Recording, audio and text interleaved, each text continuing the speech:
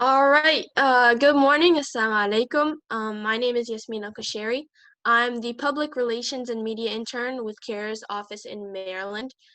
This virtual news conference with Maryland leaders was convened to offer reaction to President Biden's one-day repeal of the Muslim and African travel ban, which was an executive order enacted by the previous administration. The format is that we will invite our speakers to share their remarks for 2 minutes, and then we will open the floor to questions from the media. And first, we'll have Nirma Nail speak from her personal perspective on how the ban impacted her family personally. Assalamu alaikum. My name is Nirma Muhammad Hamza Naid, and I'm from the beautiful, kind, and plentiful country of Sudan. In 2017, Donald Trump deemed my home and family a den of terror and too dangerous to be allowed entry into the United States. Shock, surprise, fear, anger, and frustration. These and many more emotions ran amok when newly elected President Donald J. Trump made true of the anti-Muslim rhetoric he promised during his campaign. Islam hates us, he insisted, as he introduced a new, ugly, and normalized wave of Islamophobia, proving that it's not Islam that hates the US, but the US that hates Muslims. Now, shock, fear, anger, and frustration were anticipated as they seemed to maintain the driving forces in the president's campaign. Nothing, however, could have prepared me, my family, my community, or the individuals, families, and communities of the other countries named in the Muslim ban. The sudden crushing claustrophobia that came from being even more of a target in a place you called home made it difficult to breathe. As an immigrant, as a Muslim, and as a person of color, to exist in the United States is to perpetually be torn between two cultures and trying to develop an identity that balances both. There's always the insecurity that you don't belong or aren't wanted. And the same way that a bully can make you feel so small by exploiting these traits you always worry about, the Muslim ban was a manifestation of my insecurities, revealing the truth behind my paranoia that I truly wasn't wanted and in fact blatantly targeted. Families were split apart. Children had to phone their condolences for the loss of cousins, grandparents, siblings, even parents.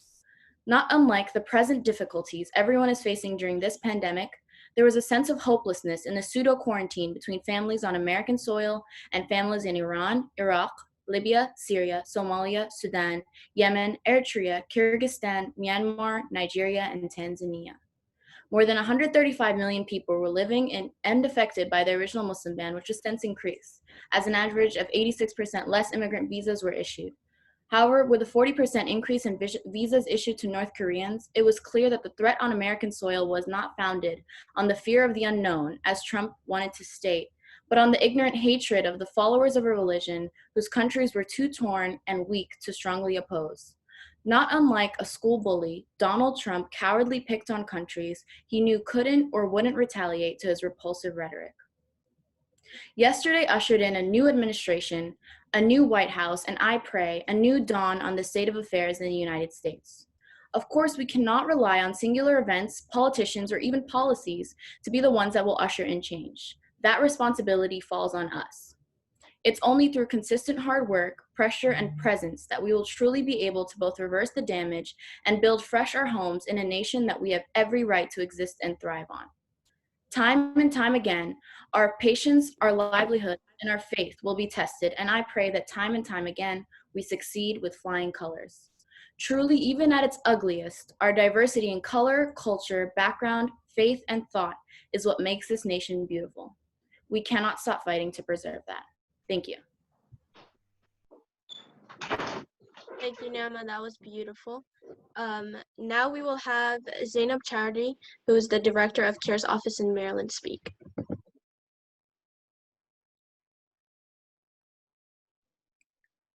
Thank you so much, Yasmin, and thank you to all of our community partners for joining us this morning. Thank you especially to Nitma for sharing your story with all of us. As you all know, yesterday was an extraordinary day marking the beginning of a new chapter in our nation's history. For the last 4 years, underrepresented communities across the country have been greatly harmed by the previous administration's racist, discriminatory policies. Among the attacks on women, the differently abled, on immigrants, refugees, communities of color, and so many others, American Muslims won't soon forget how, after taking his oath of office to uphold the Constitution, one of Mr. Trump's first orders of business was to break that oath by signing into law his discriminatory Muslim and African ban executive order, leading to mass confusion and uncertainty. The ink had yet to dry on paper when organizations like ours were flooded with calls while attorneys scrambled to airports trying to help travelers who were detained by Customs and Border Protection agents. Passengers who were nationals of the 7 listed countries were advised to cancel their travel plans, while many who were temporarily traveling outside of our country were stranded abroad. Here in Maryland, our office fielded calls, including from an Iranian graduate student who was seeking to fly home for his mother's funeral, a Libyan family who was trying to arrange medical treatment for their uncle, and a Syrian-American family who asked how their grandfather could visit them here so that he could meet his new grandchild. These are some of the human faces and real lives that were changed in an instant with the stroke of a pen. But that ban has now been lifted. Eventually, families will be able to reunite. Refugees will have a recourse who are fleeing war and poverty. And those who are ill will be able to travel to seek medical care. CAIR thanks all of our allies and partners in the fight to repeal this order. It's not lost on us that when the executive order was first signed, millions of advocates and allies from across the nation and around the world stood in solidarity with Muslims to demand justice and equity. And we especially thank President Biden for fulfilling his vow to cancel it on his first day in office, along with 16 other executive orders. We hope that this move signals a change in how the White House engages with not only American Muslims, but also other underrepresented groups. Our communities deserve to be seen, they deserve to be heard, and they deserve to not be seen exclusively through the lens of national security.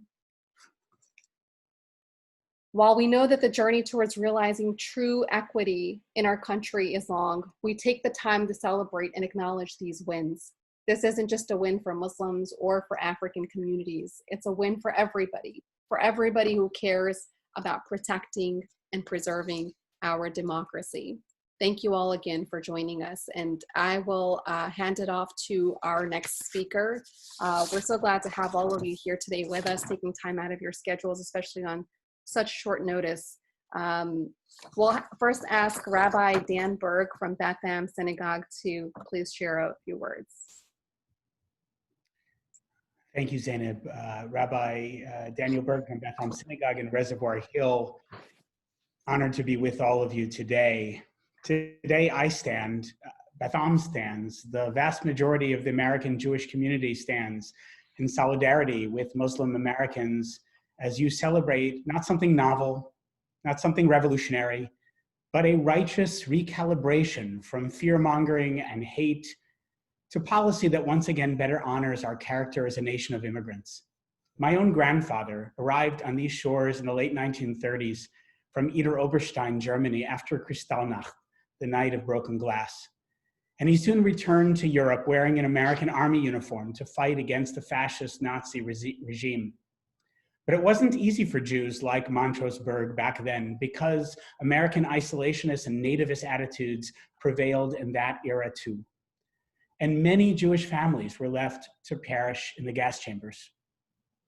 2 weeks ago, the US Capitol was attacked by those with a similar ideology, instigated by a former president who shares a similar white supremacist worldview. It was perhaps the inevitable conclusion of 4 years of hateful leadership and those who enabled him to undermine American democracy. That's why here at Beth Am, we hosted David Simon's event in 2017 on the heels of the Muslim ban, with over 900 attendees raising nearly $150,000 for organizations working on behalf of immigrants and refugees. That's why I've had the privilege of standing in solidarity with Zainab and CAIR against rhetoric and policies targeting Muslim Americans, or CASA when that same poison was aimed at Mexican and other Latino Americans, and those who have the audacity to strive to come to this country as my grandfathers did and try to make a better life for themselves and their families. And it's why I felt proud these past several years to have the support of Muslim and Christian colleagues who stood with us after rhetorical and violent attacks on synagogues and the Jewish community. So as President Biden reverses the ban and begins to reposition American immigration policy, we rejoice here at Beth Am. As today, I am honored to address you as an ally and friend. In 1790, President George Washington sent a letter to the small Jewish community of Newport, Rhode Island.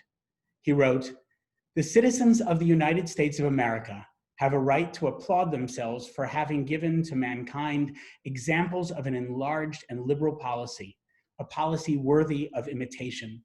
It is now no more that toleration is spoken of, as if it was by the indulgence of one class of people that another enjoyed the exercise of their inherent natural rights.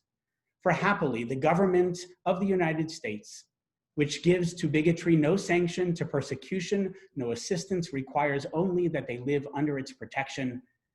They who live under its protection should demean themselves as good citizens." Friends, there have always been two Americas, one forged in xenophobia and wielding discriminatory policies, another pushing the tent pegs wider to be more inclusive, more empathetic, more just. So I'll close with Washington's words from 231 years ago.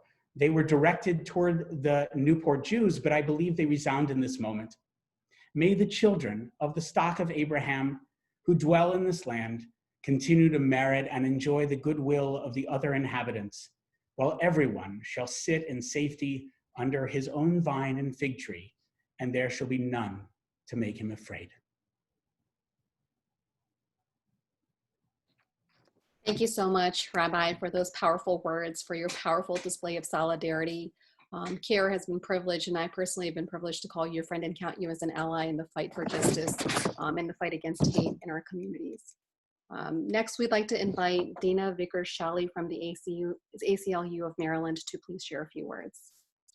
Good morning, Zainab. Good morning, Zainab. Thank you so much for inviting the American Civil Liberties Union to participate in this important conversation. How fitting for the Biden-Harris administration to use its first day to repeal the Muslim ban, 4 years after the previous administration put the ban in place to launch its harmful and disruptive policy agenda against Muslims and Black and Brown people. This is the first victory in a much larger fight that is a result of the advocacy, drive, and resilience of Muslim communities. This is a religious freedom and a racial justice issue. Nearly 4 years and tens of thousands of families and loved ones are still separated from the ban because of the ban. People have been able to celebrate life events or mourn the loss of loved ones. The new administration's decision to rescind the Muslim ban is the direct result of tireless commitment and drive of immigrant communities and immigrants' rights advocates, particularly Black and Brown immigrants. However, the fight is not over. Biden must rescind every policy and regulation issued as a part of these bans and every executive order that Trump issued that abused the authority, including the asylum, healthcare restrictions, and COVID-related bans. For the people whose visas were denied, Biden must figure out how to right these wrongs by recapturing those visas, waiving fees, and expediting processes. We must have dignity and humanity restored to all individuals, all Marylanders. Thank you so much, Zainab. Thank you for those powerful words, Dana. We're so honored to have the ACLU here with us today. Next, we'd like to ask Akal Bhutani from the Sikh community, the Guru Nanak Foundation of America, who's a rising youth leader within that community, to share a few words. Hi, thank you. So my name is Akal Singh Bhutani, and I'm the youth coordinator at Guru Nanak Foundation of America. My Sikh faith teaches me to treat all people equally and denounces any type of discrimination. The Muslim ban should have never happened in the first place, but today I celebrate with our Muslim and African brothers and sisters that President Joe Biden has repealed the Muslim ban.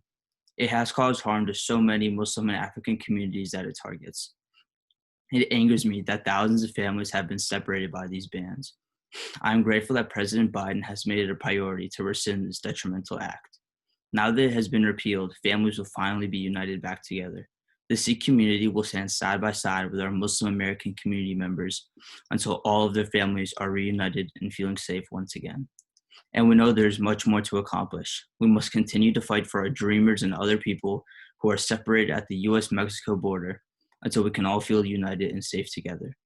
In his hopeful inaugural address, President Biden said the following: "Together, we shall write an American story of hope, not fear, of unity, not division, of light, not darkness, a story of decency and dignity, love and healing, greatness and goodness."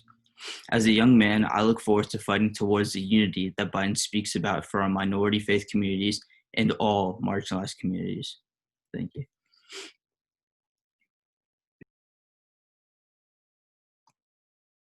Thank you, Akal.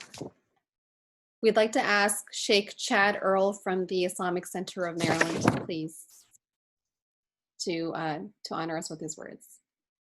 بسم الله الرحمن الرحيم الحمد لله رب العالمين والصلاة والسلام على سيدنا محمد وعلى آله وصحبه أجمعين. Assalamu alaikum wa rahmatullah. Peace be upon all of you.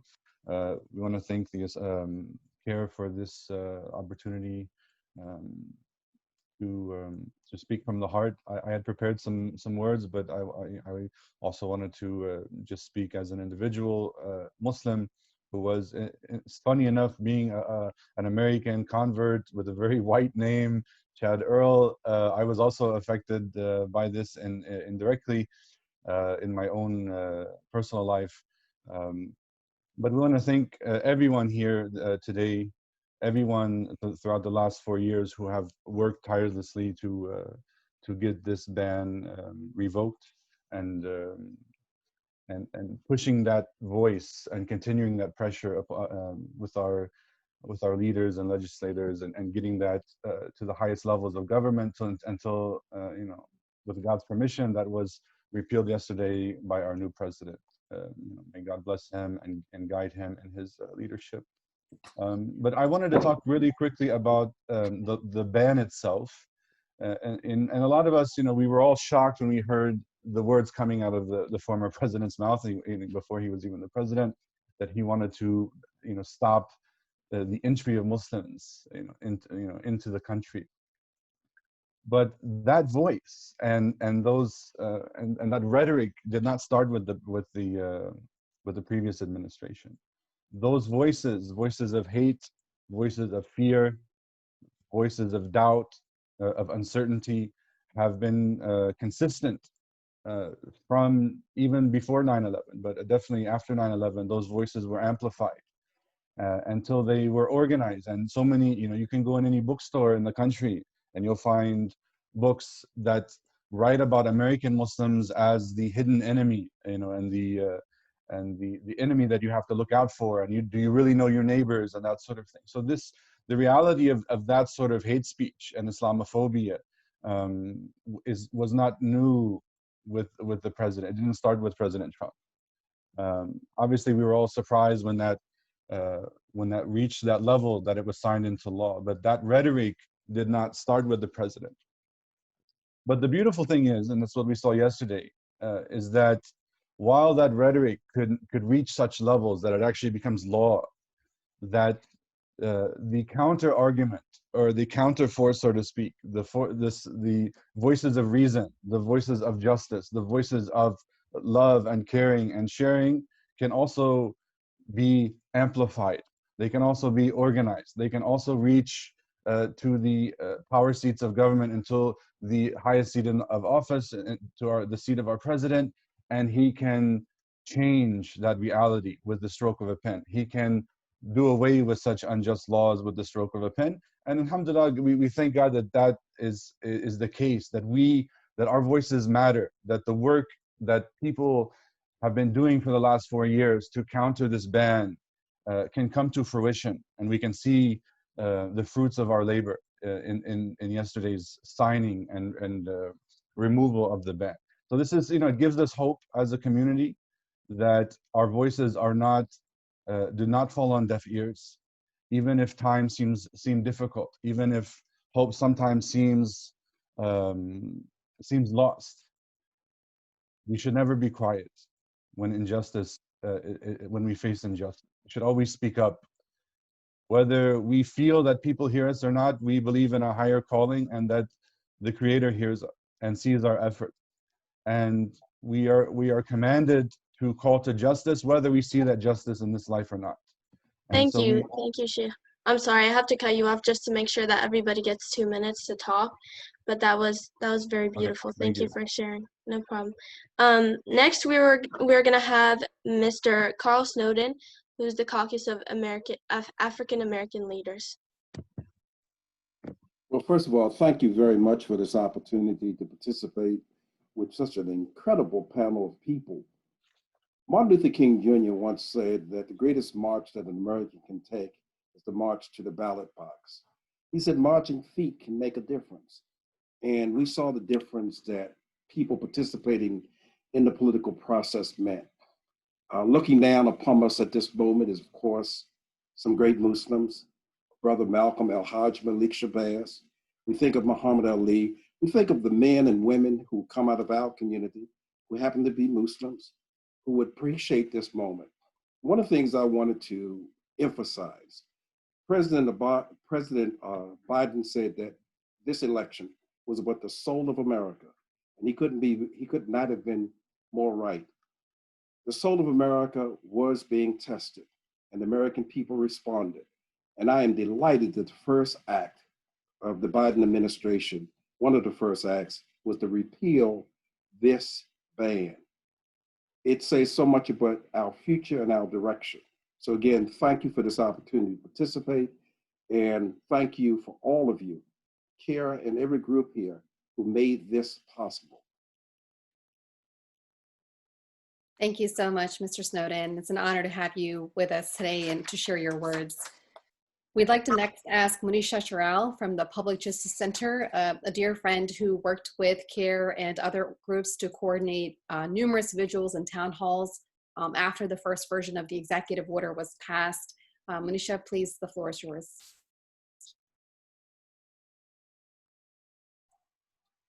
Good morning, everyone. My name is Monisha Charal, and just to clarify, I am with the Public Justice Center, but I'm actually here on behalf of Indivisible Baltimore, where I'm one of the coordinators, and where for the past 4 years we've organized to protect our families and communities here in Baltimore from the pernicious, oppressive, and dehumanizing components of the Trump agenda. I had the honor of working with CAIR and other leaders here today as part of Indivisible Baltimore to advocate and educate and speak out against the Muslim ban, which was not only an attack on Americans who practice Islam, but all of us who have at some point been othered by those in power. As an immigrant myself, I am grateful for the civil rights warriors who fought for the repeal of race-based immigration policies that at one time kept families like mine out. And I am committed to standing in solidarity with all of you to continue that fight for the many more that are still left out. Today is a great day to celebrate and recharge for the work on behalf of Muslims, immigrants, and Black and Brown communities that remains ahead. Thank you so much. Appreciate it, Monisha. Next, we'd like to have Reverend Kobe Little. Oh, I'm sorry, actually we have Mr. Willie Flowers, who's the president of the Maryland State Conference of the NAACP. The floor is yours. Good morning, Willie Flowers. I am with the Maryland State Conference NAACP. I certainly want to applaud the efforts by President Biden. It was a long time coming and should have never happened. But in regard to the realities of white supremacy, that is why it happened. It would have been wonderful, and we should advocate farther for an executive order to explain and expose white supremacy as a structure. But since that did not happen, and we do have this history of 4 years of blatant white supremacy at the international level, I think it gives us an opportunity to continue to do what we're doing here today and to collaborate as a force to stand up to all those details moving forward. And there is a long history of how white supremacy plays out by example of this international executive order to be specifically racist to a specific unit of people in specific countries. Again, it should empower us to stay united, to build significant coalitions so it never happens again.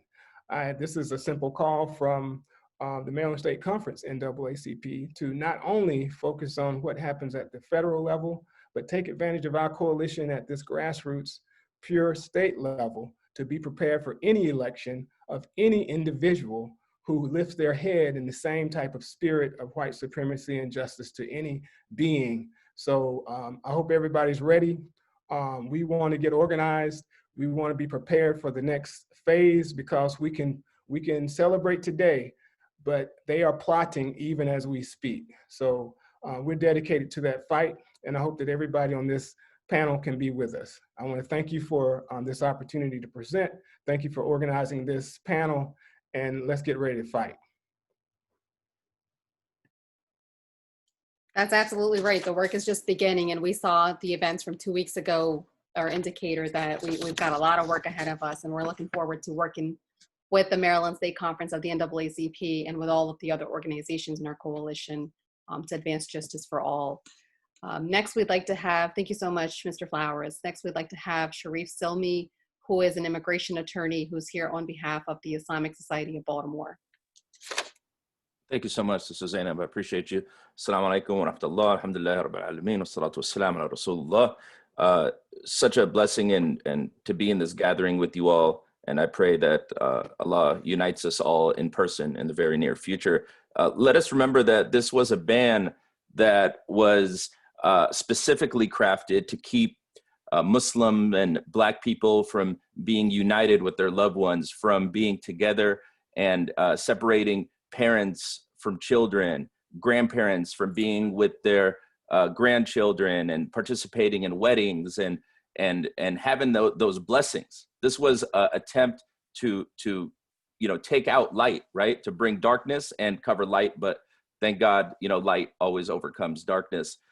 Children even of US citizens, a lot of people don't realize this, but sometimes you have a child that lives in another country with one parent and a US citizen parent that is in the United States.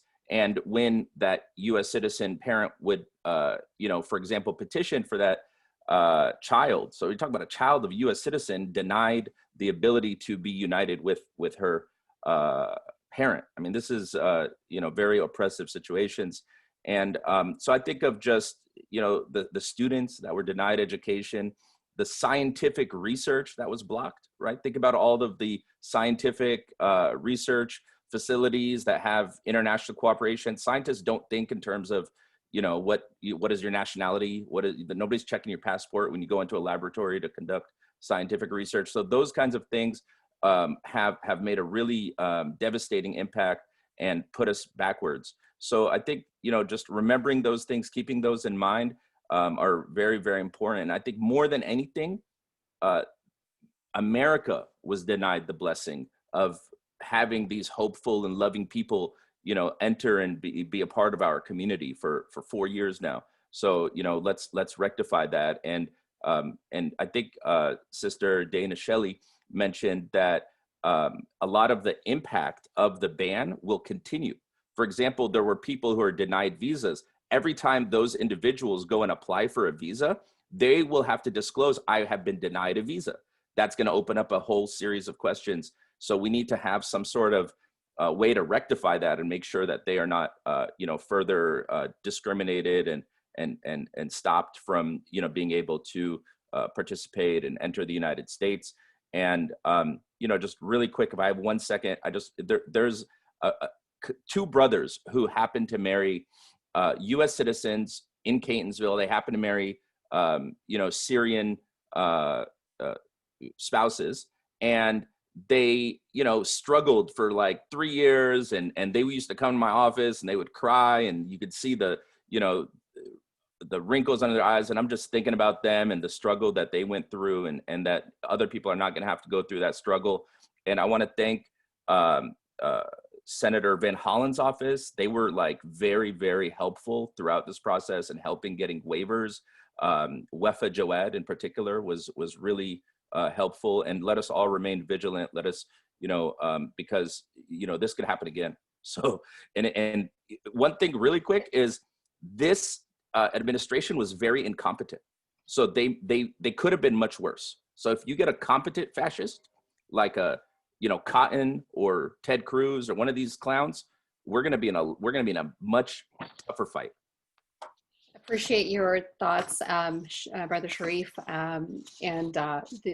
Absolutely, so many lives were impacted by this ban. So absolutely, this is something that's going to be, I think, meaningful for so many different families, not only in Maryland, but across the country and around the world. Next, we'd like to have, just in the interest of time, I know we're running a little bit over. Thank you so much to our panelists for bearing with us, our speakers for bearing with us. We'd like to invite Pastor David Norris Thomas from the Maryland Presbyterian Church to please share a few words. To my siblings from Christian traditions, greeting in the name of our risen Lord Jesus Christ, our liberator, pioneer, and ongoing perfecter through the Holy Spirit of our faith. To my Muslim siblings and all those impacted by this immoral travel ban that thankfully has been repealed, I celebrate with you this day. And to the allies of a diverse coalition of religious traditions who stand on the side of justice, thank you for including Christians in your work of moving the world from how it is to how it should be. But I cannot celebrate alongside all of you without also acknowledging the pain that my co-religionists have inflicted on your fellowships, family, and friends in this nation and across the world. I am reminded this day that Jesus as a child was a refugee, whose parents had to flee for their safety because of the hatred and fear of a tyrannical ruler who was afraid of losing power. My religious tradition teaches to see the image of God in all peoples, of all gender identities, sexual orientations, races, ethnicities, and indeed all religions. I humbly ask for your forgiveness for the pain some who also claim Christ have unleashed. And I thank you that you have so graciously allowed those of us who follow the way to struggle alongside you for liberation. To my fellow Christians, specifically those of us who are identified as white, I invite you to repent with me for the pain the Trump administration unleashed through the perversion of our faith, empowered by our religion's power in this nation, if not our votes. We must admit the truth, that our own fear of waning influence has unleashed hatred. I invite you to tell the truth and be reconciled to our Muslim neighbors in asking for forgiveness. Along with myself, I ask you to commit to dismantling the systems of white supremacy and Christian extremism in our midst that distort the words of peace of the Prince of Peace. My fellow Christians, we each benefit from the privilege of being the majority religion in this nation, and yet we follow a man of color who was fully God, who set aside that privilege to love neighbors, give voice to the voiceless, to bring into the center the marginalized, and who was betrayed by the powers that be. Friends, may we extend grace to others, the same radical hospitality that we have known. For in loving our neighboring religious communities in this nation and abroad, we give glory to our God in heaven, showing grace and love as a thanksgiving. May we be emissaries for truth-telling and building interfaith relationships that can heal this nation and world, so that by our love we will be identified as people transformed by the good news of Jesus Christ. May we seek humbly to seek justice, love kindness, and walk humbly with the God of our understanding, so that all may know the fullness of abundant life that is God's gifts for all peoples. Amen, and thank you. Thank you, Reverend David. Those were some beautiful words. Next, we're going to have Reverend Kobe Little with the NAACP Baltimore.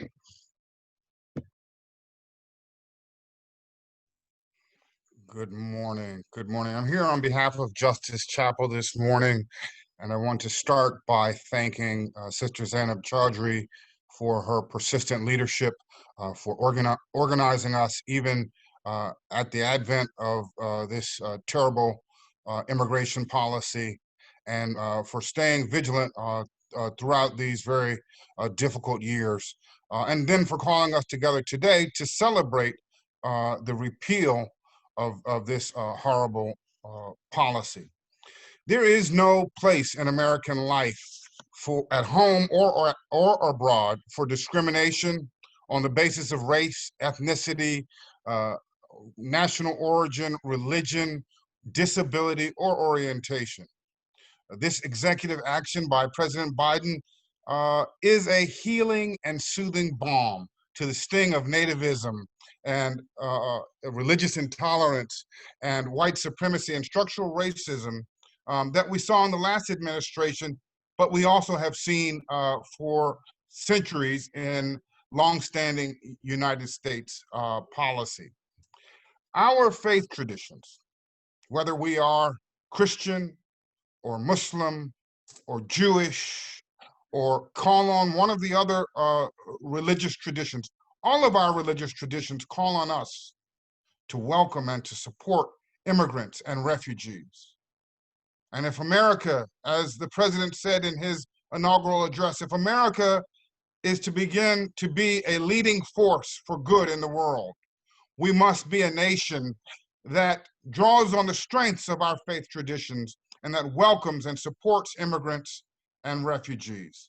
So I'm delighted to stand in solidarity with all of you today and to agree, to affirm that we are stronger together. Thank you. God bless. Thank you so much, Reverend Kobe, for your friendship, your mentorship, your leadership in Baltimore and far, far beyond. We're honored to have you here with us today. Next, we'd like to have Brother Shahid Rafiq, who is the president of the United Maryland Muslim Council, to share a few words, please. The floor is yours. Thank you. Thank you, Zainab. It's a pleasure to be here among all the elite coalition. I think this is great. You know, we have worked together. We resisted. We put the pressure. We continued the pressure. But I think the work is not totally done. Yes, we have a reason to celebrate, and we thank Allah Subhanahu wa Taala and our partners in this effort that we were successful in lifting this ban. But I think the forces of hate and bigotry were always there. What happened that they worked harder and they found a leader. And that's what we saw in the past 4 years. So I think we also, I think, need to work harder. We need to get together and work harder to keep that momentum going, because that's my feeling, and I'm sure everybody would agree that these forces are going to come back in 2022, 2024, whether Trump or somebody else like Ted Cruz and others, but they are not going to go away. So I think my and my pledge from my organization UMMC is that we will continue to keep this pressure on. We will continue to work for the justice for all in Maryland and beyond. Thank you. Assalamu alaikum. Thank you so much, Brother Shahid. That was beautiful. Next, we're going to have Asif Hussain with the Montgomery County Muslim Council. Assalamu alaikum and good morning. I am Asif Hussain, President of the Montgomery County Muslim Council. On behalf of the Montgomery County Muslim Council Board of Directors and Greater Montgomery County and Maryland Muslim community, I want to first thank CAIR Maryland for organizing today's event and inviting all of us on this momentous occasion. And I thank our many neighbors, both Muslim and non-Muslim, who are here with us today in solidarity. Today is definitely a historic day, but one that we should not take for granted. With the executive action taken by President Biden yesterday to revoke the so-called Muslim travel ban introduced by the previous administration, it is truly a joyous occasion, not only for Muslim Americans, but also for Americans of all creeds, races, and numerous backgrounds. All threats and challenges to our great nation must be addressed appropriately, but in doing so, we should not and cannot cluster entire groups of people to be responsible and therefore be subject to our response. The actions by President Biden yesterday to reverse the Muslim travel ban restores the very nature of the United States to address each problem and threat in a manner which is not racist, bigoted, and xenophobic. We are arguably the greatest nation on earth, one that was founded by immigrants and continues to foster significant contributions by immigrants. Let us continue this tradition in a positive manner under the guiding principles of one nation, under God, indivisible, with liberty and justice for all. Once again, on behalf of the Montgomery County Muslim Council, I thank the Biden administration, our supportive neighbors, and thank CAIR for not only organizing today's event, but more importantly, being a beacon of our society, continuously fighting the good fight to address civil rights issues on behalf of Muslim Americans, of the Muslim American community and all Americans. Thank you again for your time. Thank you, Brother Asif. Next, we're going to have Efe from the DNet Center of America, and I'm sorry if I said your name wrong. Good morning. I'm General Counsel for DNet Center of America. Thank you, CAIR, for giving DNet Center of America the opportunity to comment on this very important development.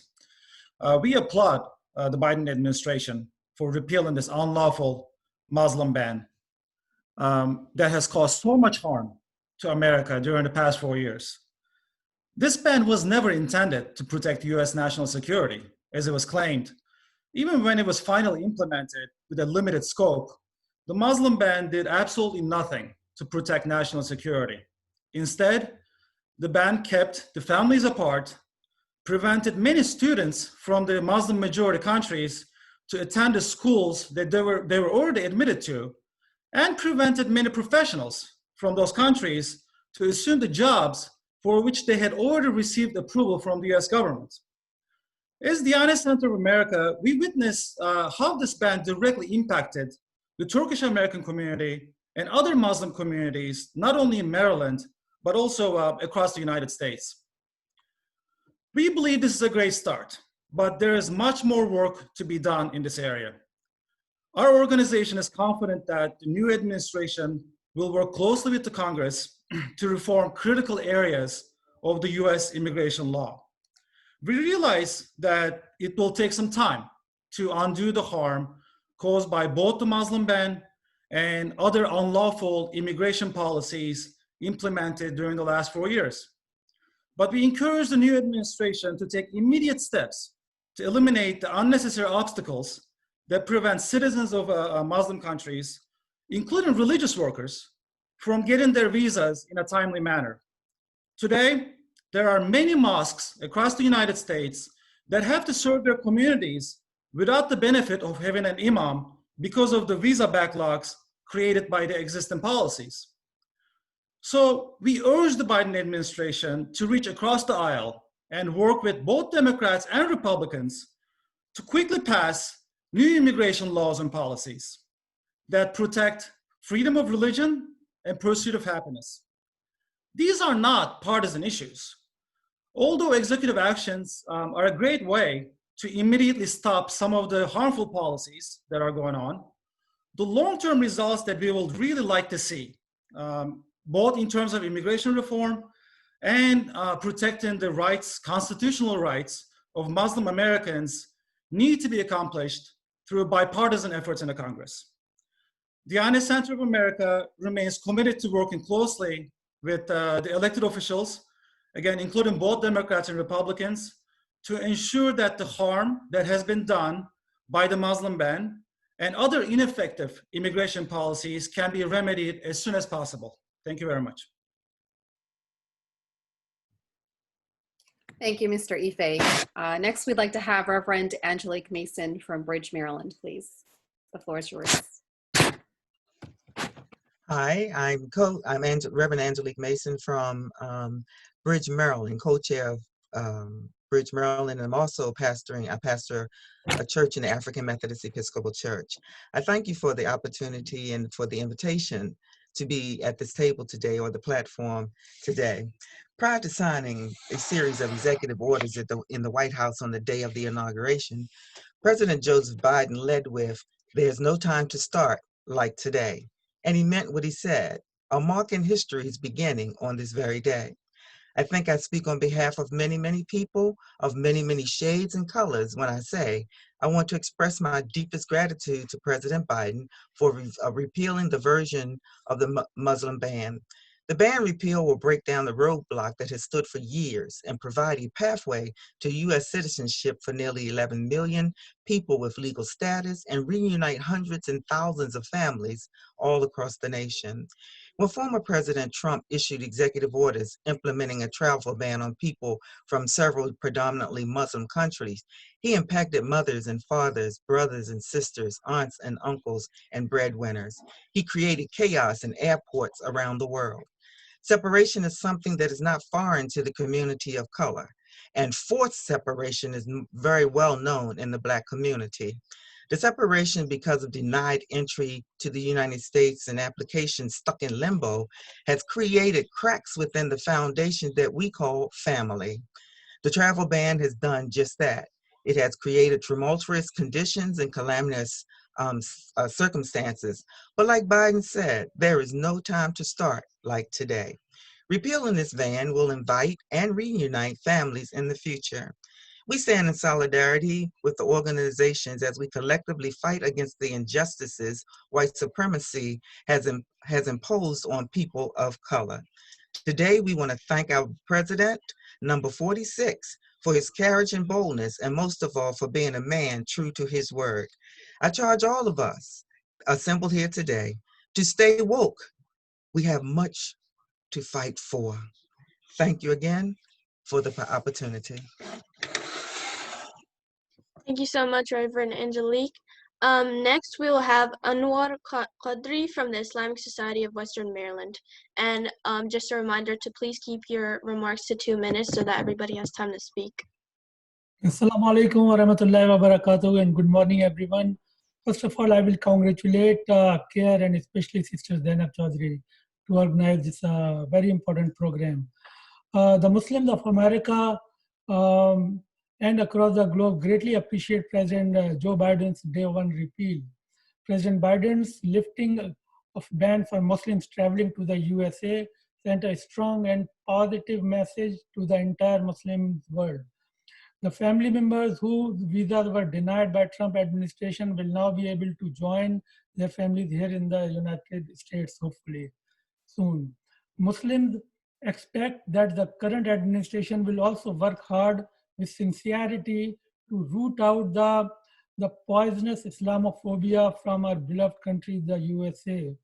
It is still present here, and a lot needs to be done to get rid of this. And I appreciate Biden's great speech he delivered after oath that he is the president of all the Americans, regardless of the color, creed, and religion. We now hope that the Muslims, our African American brothers and sisters, and other minorities will be treated fairly and justly. President Biden, what you did is a first step towards normalization, and there is so much to accomplish to make the America great again. Thank you. Thank you so much, Dr. Qadri, for being available and for those powerful words. Next, we'd like to invite Brother Ihab Hassan from the Muslim Families Center. And we're almost done. We only have a couple more speakers, so thank you all for bearing with us. Assalamu alaikum wa rahmatullahi wa barakatuh. In the name of Allah, the compassionate, the merciful. In the short time we have, I know we're wrapping up right now, but I just thought I'd share just a short reflection. You know, I don't talk to my kids about politics very much. And I remember my daughter being 9 years old saying, you know, Donald Trump hates us. I don't even know that she knows who Donald Trump is, and all she needed to know that she learned, you know, from other kids at school was that Donald Trump stood up and said, I, Donald J. Trump, call for a total and complete shutdown of Muslims from entering into the United States. And I think this whole Muslim ban goes far beyond just travel restrictions for specific countries. It caused much more harm than that. Just the American Muslim children understanding what this means. And then not only that, not only does Donald J. Trump hate us, but to see that all these people voted him into office has a major effect on our children and on Muslim Americans understanding that hatred is okay. And I think this repeal was a first step in trying to start that healing process, which is going to take some time, especially for our children. I pray that Allah gives us guidance through these times. These times are not going to be easy. And I pray that we come out better at the end of all of this. Thank you everyone for your time. Thanks everyone for their efforts into making this happen. Jazakallah khair, Sister Zainab. Assalamu alaikum. Jazakumullah khair, brother. Thank you so much. Next, we'll invite Dr. Rehan Khan from Masjid Al-Falah. The floor is yours. And then we have one more speaker after that.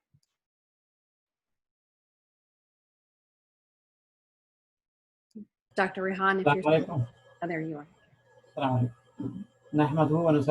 Beginning in the name of Allah, the Beneficent, the Merciful, I thank President Biden for repealing the Muslim travel ban on his first day in office. Muslim ban violated American Constitution, it violated international norms and basic American values. No one should be discriminated on the basis of their religion. I thank millions of Americans who came out on the streets to the airports against this inhuman executive order when it was signed by the ex-president. I myself am a Muslim physician. When 9/11 happened, I was busy helping American patients at Georgetown University in Washington, D.C. Now I'm helping American patients with COVID-19. And I'm sure all over America, Muslims are active in helping Americans. And majority of Americans do appreciate it. The people of America are good people. And I'm sure the good will triumph over the forces of evil. We have a bright future ahead of us. No one should be asked about their religion at our borders. There should not be a religion test when people are coming from different countries. America has attracted talent from all over the world, and I hope that continues, and that's what makes America a great country. May God bless those who promote peace and justice in the world. Amen. Thank you. Thank you, Dr. Rehan. For our final speaker, we will have Brother Shafiq Rahman from the Islamic Center of Owing Mills. Assalamu alaikum everyone. Be peace upon all of you. Alhamdulillahi Rabbil Alameen.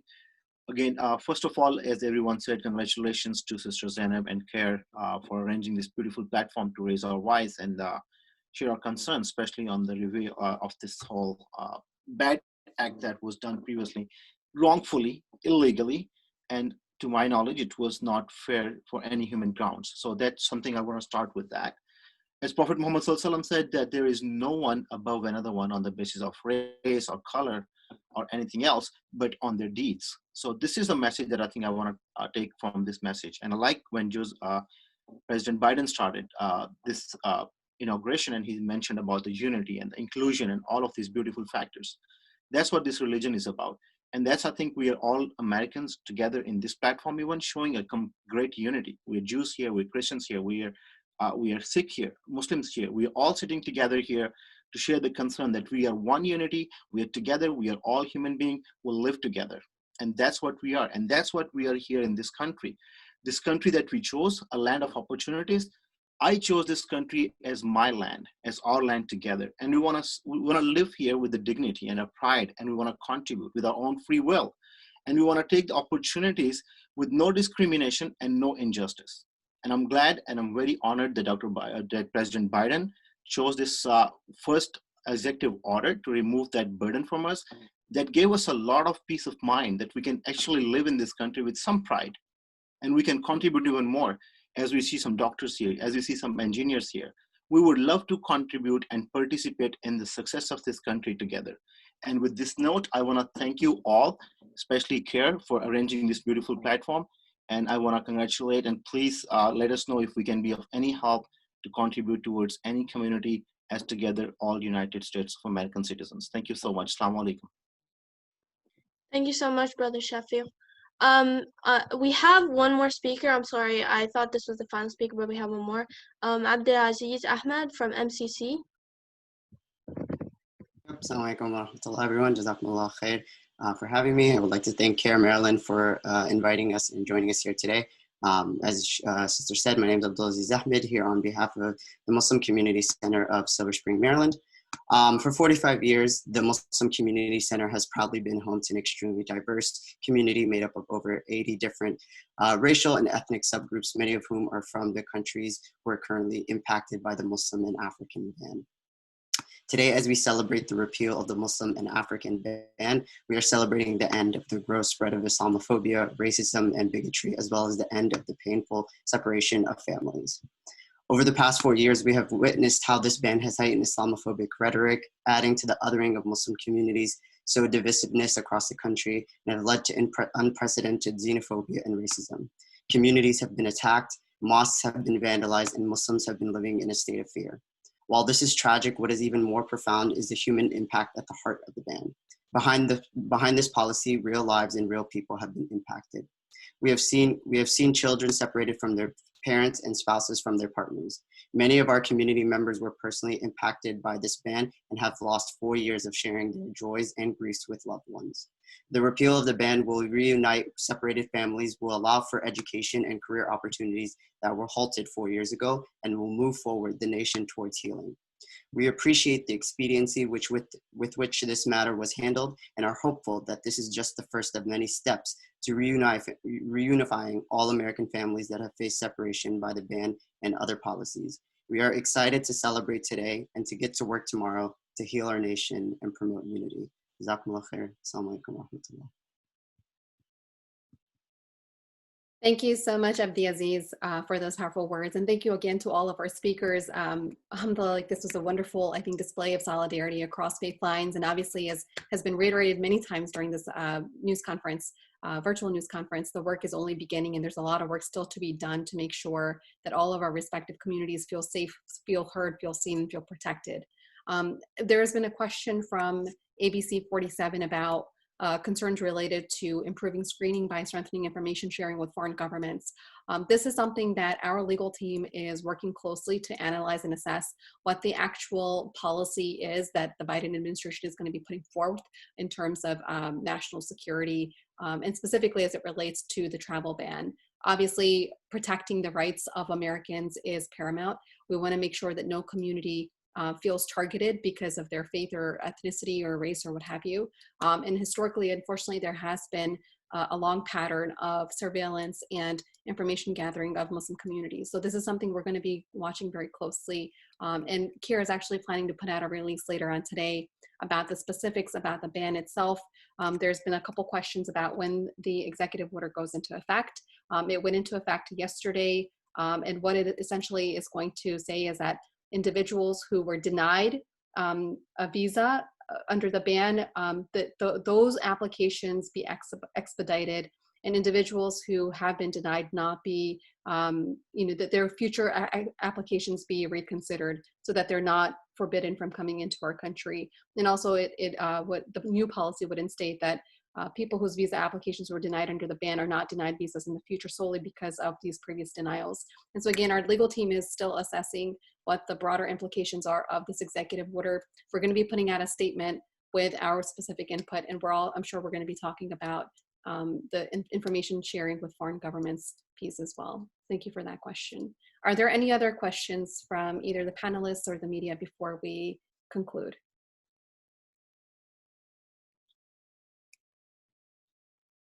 Going once, going twice. All right, well, thank you all so much for, again, being available, for sharing your thoughts and your words. Our next step is to call on Congress to pass the No Ban Act. We want to make sure that those individuals who have been denied visas in the past are able to have their applications be revisited. And those applications that are pending are expedited, obviously because of the COVID pandemic. There's shortage of staff, and so there's numerous other factors that are going to weigh into how fast those applications are processed. But our next step is going to be to call on Congress to pass the No Ban Act and to work with immigrant advocacy groups and other organizations as well. And yes, I see the comment from ABC 47. We will absolutely make sure that we get that over to you. That will conclude our news conference. Thank you, Yasmin, for moderating. Thank you to all of our speakers who came, and I hope that you have a great day. Thank you.